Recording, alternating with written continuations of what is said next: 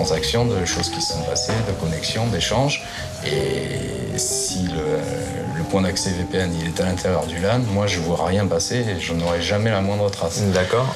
Est-ce qu'il est envisageable dans ces cas-là simplement de rajouter des logs ? Ce serait possible, mais ce serait de déporter les logs de ce routeur VPN sur un log centralisé.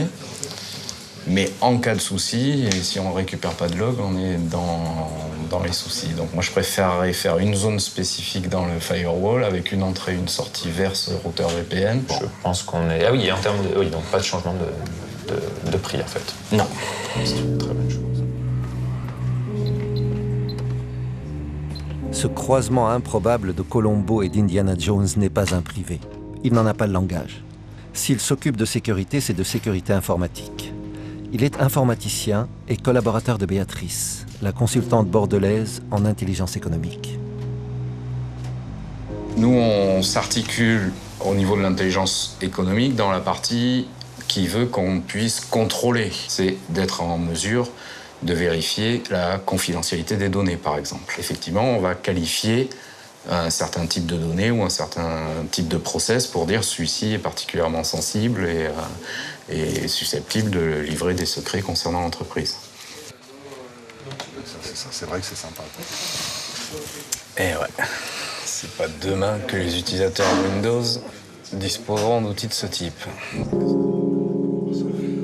En fait, on est toujours confronté à ces deux extrêmes. D'un côté, on voudrait que tout soit accessible et facile et qu'on n'ait pas de mot de passe à taper, qu'on n'ait pas à s'identifier et que quand je veux consulter n'importe quoi, ça me soit accessible depuis n'importe quel terminal. Mais à l'inverse, je ne souhaite pas que mon agenda personnel ou mes courriers personnels soient accessibles au monde entier.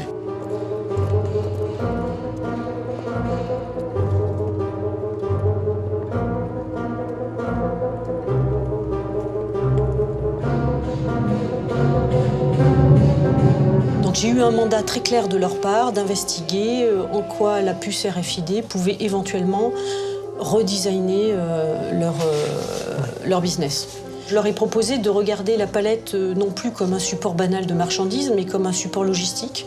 Puis on est parti sur du code barre ou de la puce RFID, le mot a été énoncé. Bon, espionne ou détective privé? Non. Consultante intelligence économique en rendez-vous avec le responsable d'un pôle de compétitivité industrie du bois. C'est le quotidien d'un cabinet en région, assez loin des gros dossiers stratégiques évoqués précédemment. Mais la démarche est pareillement basée sur une analyse de l'environnement industriel, y compris international. Sachant que les Aquitains étaient en position de lobbying fort sur la palette européenne, c'était un peu dommage de laisser partir les Finlandais sur le sujet. Non mais voilà, pour moi c'est un exemple de en quoi l'intelligence économique peut permettre d'innover et avec des patrons de PME, enfin tu les connais quoi, qui sont pas du tout pro-innovation, même plutôt réfractaires quoi. Hein.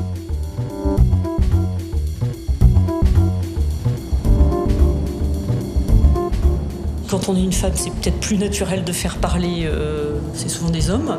Il y a des moments pour ce genre de choses, mais je dirais même que dans un moment de travail au bureau, simplement dans une logique professionnelle, on peut obtenir énormément de choses.